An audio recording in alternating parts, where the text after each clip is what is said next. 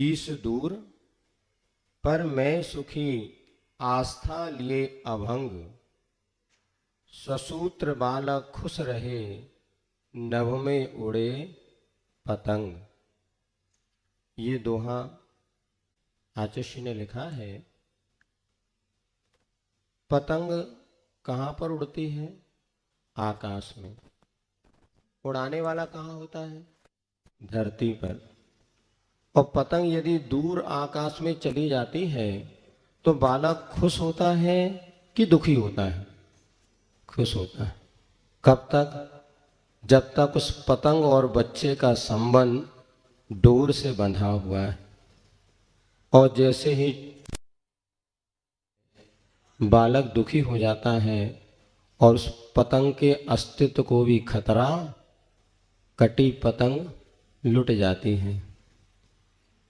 पिछले दिनों से हम सभी इस प्रसंग को समझ रहे हैं कि रक्षाबंधन पर्व का उत्साह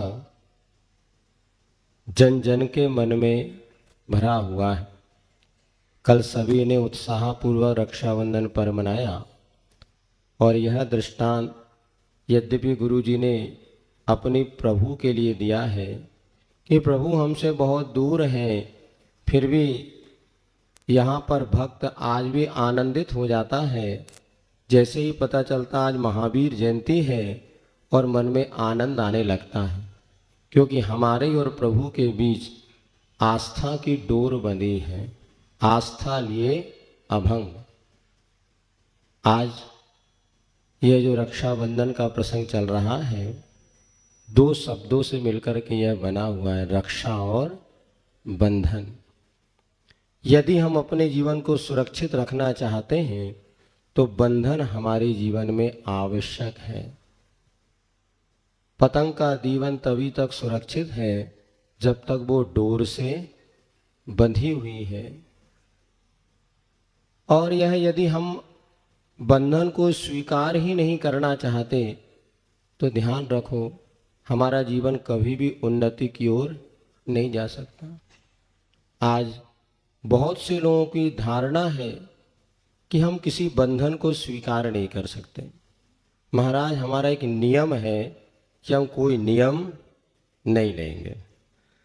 इधर हमारा जब बिहार हुआ, झारखंड, रांची तरफ, इधर पूरा हमने देखा, छोटे बच्चे तो छोड़ो, बड़े लोग भी नियम लेने से बहुत डरते। महाराज, हम बंधन में बंधना नहीं चाहते।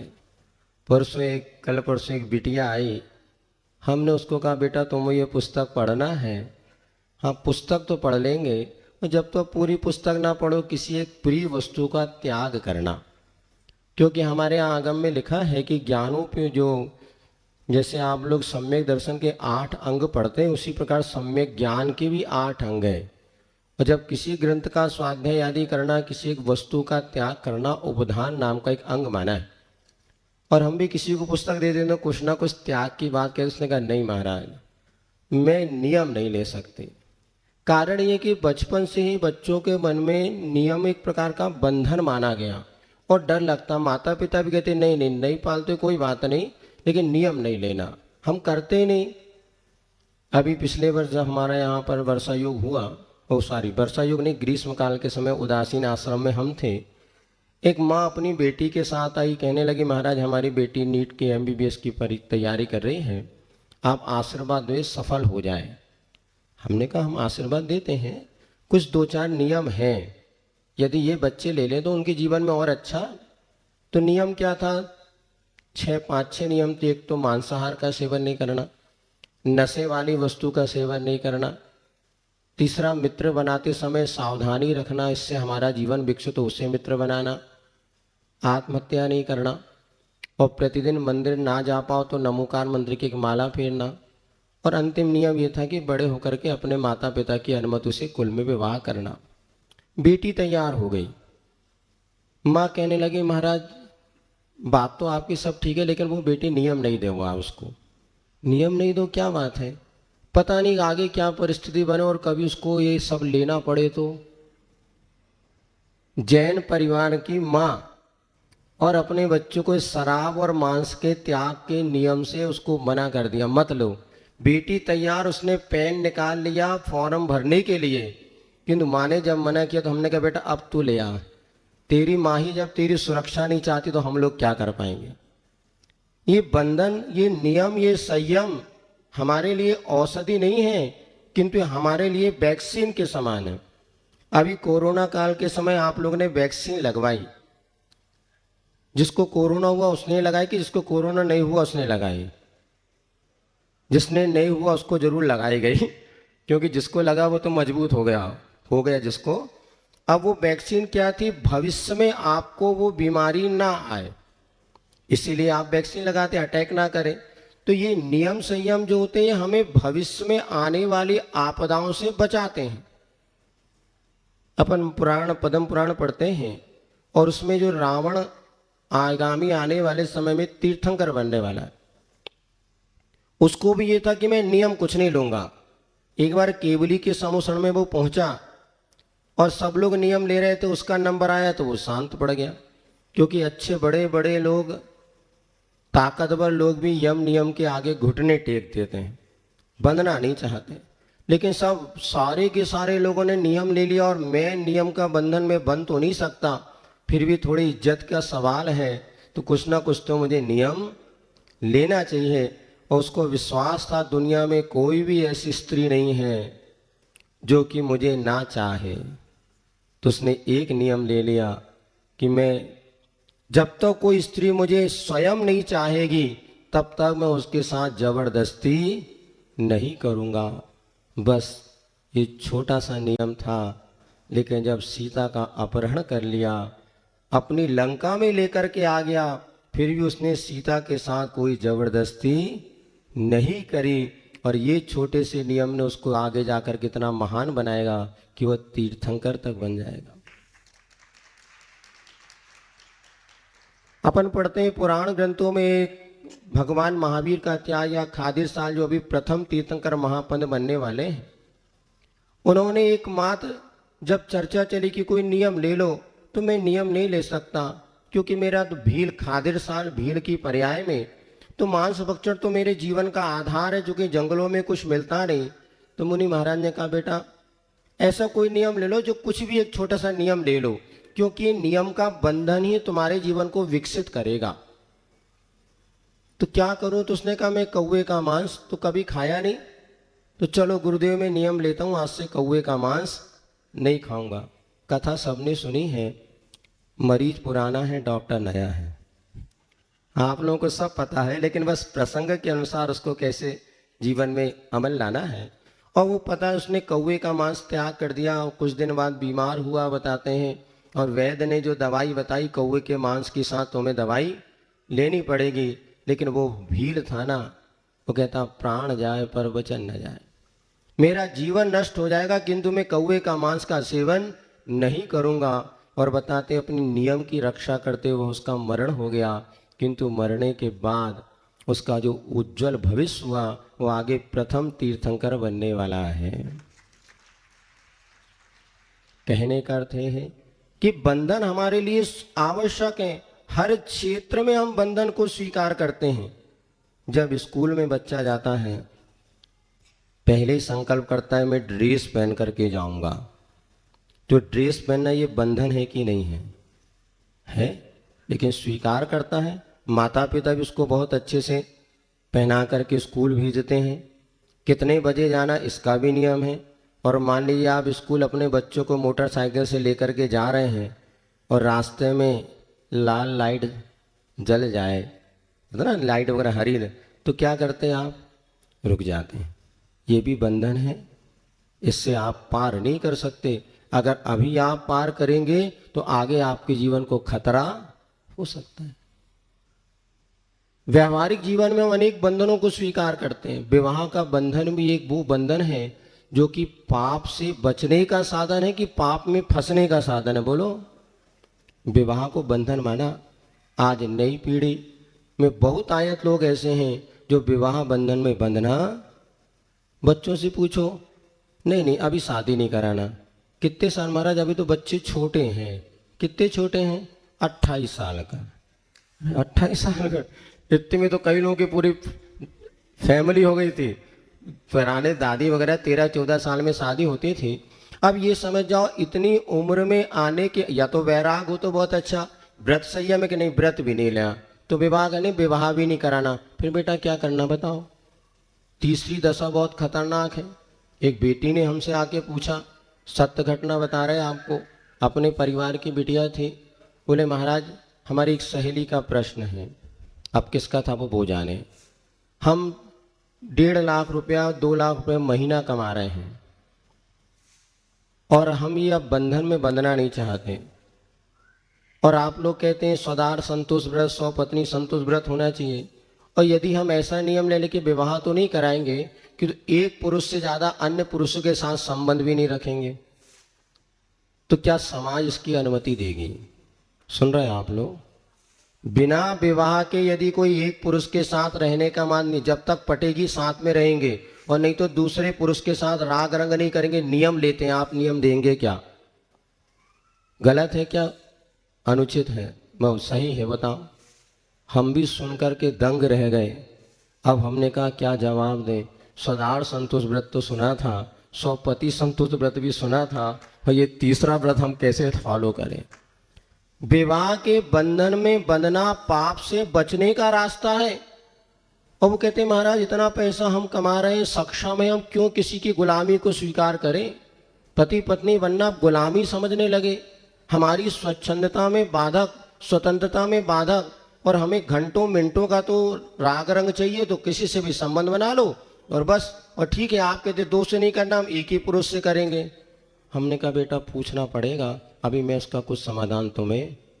अनर्थ है ये, बीच का जो रास्ता महान पाप का कारण है। यदि बंधन पति पत्नी विवाह बंधन में बनते हैं तो मांगलिक माना जाता है और वो उनके जीवन का विकास का कारण बनता है। और हर मांगलिक क्रियाओं में सबसे पहले उन वर वधू को आगे किया जाता है कि जो बिना बंधन में बंधे जो क्रियाएं राग रंग करते हैं, ये घोर पतन का कारण है। एक वही जो थी इतिहास में कुंती और उसकी कथा आती ना, पांडवों की माँ जो थी, उनका पहला पुत्र हुआ था कर्ण, लेकिन वो विवाह के पहले हो गया था। और बाकी जो धर्मराज युधिष्ठिर वो विवाह के बाद हुआ। पहला जब पुत्र हुआ तो उसको संदूक में बंद करके और नदी में उसको बहा दिया गया था, क्योंकि वही कार्य जो विवाह के पहले हुआ तो महापाप है। और विवाह के बाद युधिष्ठिर का जन्म हुआ तो धर्म था, धर्मराज युधिष्ठिर कह के महोत्सव मनाया गया। काम क्या कर रहे हैं ये महत्वपूर्ण नहीं, कब कर रहे हैं ये महत्वपूर्ण है। वही विवाह के पहले अनर्थ है तो विवाह के बाद वह धर्म का फल है। किसी को पढ़ते समय सहयोग करना अच्छा है कि बुरा? किसी ने आपसे पूछा ये हमारे प्रश्न का उत्तर बता दो, आपने उसको परीक्षा रूम के बाहर बताया तो आप हेल्पर अच्छे माने जाएंगे।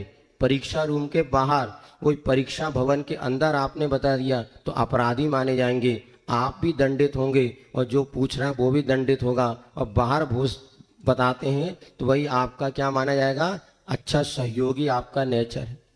क्रिया जो बंधन के साथ होती है निश्चित हमारे लिए सुख का साधन बनती है। बंधन कभी भी सर्वदा दुख का साधन है ही नहीं। लेकिन आज हमने समझ लिया बंधन माने दुख का कारण नहीं, बंधन रक्षा का साधन है। मूक माटी महाकाव्य में एक आदर्श ने बहुत अच्छा प्रसंग लिखा, वो हम आपके समक्ष रखना चाहते हैं। कुंभ का निर्माण हो गया, लेकिन इधर जो समुद्र था वो चिढ़ने लगा माटी की ख्याति देख करके, और समुद्र ने आतंकवाद को आमंत्रित किया कि कुछ भी हो इस माटी के कुंभ के अस्तित्व को समाप्त करना है। बहुत लंबा प्रसंग है और बहुत सी प्रक्रिया चली। अंत में आतंकवाद जब हताश हो गया तो उसने मंत्रों का प्रयोग किया, और ऐसे मंत्रों का प्रयोग किया कि पूरा का पूरा आकाश घने बादलों से भर गया और मूसलधार वर्षा प्रारंभ हो गई। और इधर कुंभ जो था अपने सेठ परिवार की सुरक्षा करते हुए और सेठ परिवार कुंभ को लेते हुए जंगल में जा रहा था, घने जंगल में। इधर बारिश हो गई और जब घनघोर बारिश होने से नदी में पूर आ गया और नदी के उस नदी को पार करना था, अन्यथा आतंकवाद कभी भी आक्रमण कर सकता था। सो कुंभ ने परिवार के 9 सदस्य थे, आप पढ़िएगा तो पूरा प्रसंग आपको पता चलेगा। और वो कुंभ कहता है अब एक ही उपाय है, इस नदी को पार करना है, और नदी को अगर हम पार नहीं कर पाए तो निश्चित हमारा जीवन समाप्त हो जाएगा। और मैंने जो तपस्या की है, मैंने जो अग्नि परीक्षा दी है, उस अग्नि परीक्षा में मुझे असफल अब नहीं होना। और एक काम करिएगा, आप लोग एक रस्सी के छोर को मेरे गर्दन पर जो बना होता ना, उसमें एक मेरे गले में एक छोर बांध दीजिएगा, और शेष 9 सदस्य अपने अपने कमर में रस्सी बांध लो, और हमें इस नदी को पार करना है। लेकिन परिवार को संकोच हुआ कि आखिर हम कैसे कमर में रस्सी बांधें। सो कुंभ कहाँ वहाँ कहता है बंधन यहाँ रुचता किसे है। वो समझ गया एक रस्सी बांधना नहीं चाहते, बंधन यहाँ रुचता किसे है। मैं भी बंधन में बंधना नहीं चाहता, किंतु बंधना जो दूसरों को बांधता है वो स्वयं पहले बंधता है। मैं तुम्हें बांधूंगा अर्थात मुझे भी बंधना पड़ेगा, किंतु मैं स्वयं स्वच्छंदता से बचना चाहता हूँ, औरों को स्वच्छंदता से बचाना चाहता हूँ यथाशक्ति। इसीलिए बचना चाहो या ना चाहो, बचाना चाहता हूँ, औरों को बचाता हूँ यथाशक्ति। इसलिए बंधन में बंधना बहुत अनिवार्य है, क्योंकि जब कमर में रस्सी बंधेगी तभी तो वह कुंभ उस पार उतार पाएगा तुम्हें। और सारे सदस्य इस बात को सुन के रस्सी बांध लेते हैं। मूल बात कही गई, स्वच्छंदता से बचना चाहता हूँ और बचाना चाहता हूँ औरों को। यदि आप बचना चाहते हैं और स्वच्छंदता से बचाना चाहते हैं तो बंधन बहुत जरूरी है। लेकिन आज खेत की बात है कि बहुत परिवर्तन हो गया। बच्चों के बंधन में माता पिता ज़्यादा बंध रहे हैं, बजाय बच्चों को अपने योग्य बंधन में बांध रहे। एक छोटा सी संस्मरण था, एक बेटी अपने पिता के साथ अपने गांव जा रही थी। जाते जाते रास्ते में एक नदी पड़ी, और नदी पड़ी तो पिता ने कहा बेटा एक काम कर, तू मेरा हाथ पकड़ ले और अपने इस नदी को पार करें। बिटिया ने कहा नहीं बेटा, नहीं पिताजी, आप मेरा हाथ पकड़िए और अपने इस नदी को पार करें। पिता कहने लगा बेटा क्या बात है, नदी तो पार करना है ना, कोई भी किसी का हाथ पकड़े आखिर हमें नदी पार करना है। बेटी कहने लगी नहीं पिताजी, बहुत फर्क पड़ता है। अगर मैं आपका हाथ पकड़ दी हूं और थोड़ा सा भी काई लगे पाषाण पर मेरा पैर पड़ जाएगा, मैं आपका हाथ छोड़ करके फिसल के गिर जाऊंगी। किंतु जब यदि आप मेरा हाथ पकड़ोगे, मुझे विश्वास है मगर मच्छ भी आपको अपने मुख में दे लेगा तो भी आप मेरा हाथ छोड़ने वाले। ये बंधन की बात है। आज बच्चों को जिस तरह से आप स्वच्छंद छोड़ रहे हैं, स्वतंत्र छोड़ रहे हैं, वो उनके लिए बहुत दुख का कारण बनने वाला है। हर माता पिता को चाहिए बच्चों को सुरक्षा तो दें, किंतु बंधन से डराए ना। एक छोटा छोटा भी नियम उनके जीवन में विकास का कारण बनता है। रक्षाबंधन पर्व हमें स्वयं बताता है रक्षा बंधन, बंधन के बिना हमारा जीवन कभी भी सुरक्षित रहने वाला नहीं। इसलिए जब कभी गुरुओं के सानिध्य में जाओ तो महाराज कोई छोटा सा नियम दे दो। देखना छोटे से घुटनों के बल चलते चलते पांव खड़े हो जाते हैं, और छोटे छोटे से नियम एक दिन बहुत बड़े हो जाते हैं। इसलिए ना नियम से हमें घबराना है, ना नियम से बच्चों को डराना है। नहीं नियम नहीं बेटा तुम नियम लो, टूट भी जाएगा नियम तो बच्चों का नियम टूटने के बाद उसका प्रायश्चित भी होता है। और जो नियम लेगा उसी को तो प्रायश्चित मिलेगा, जो नियम ही नहीं लेगा वो कभी भी अपने जीवन में विकसित नहीं हो सकता। स्कूल जाने वाले को सप्लीमेंट्री आती है, स्कूल नहीं जाएगा वो कैसे सप्लीमेंट्री आएगी। इसलिए बंधन में जरूर बंधें, और देव शास्त्र गुरु के बंधन में जो बनता है निश्चित उसका जीवन उन्नति के शिखर पर पहुंचता है। आप सभी बंधन के महत्व को समझें और अपने जीवन को उन्नत बनाएं। इसी मंगल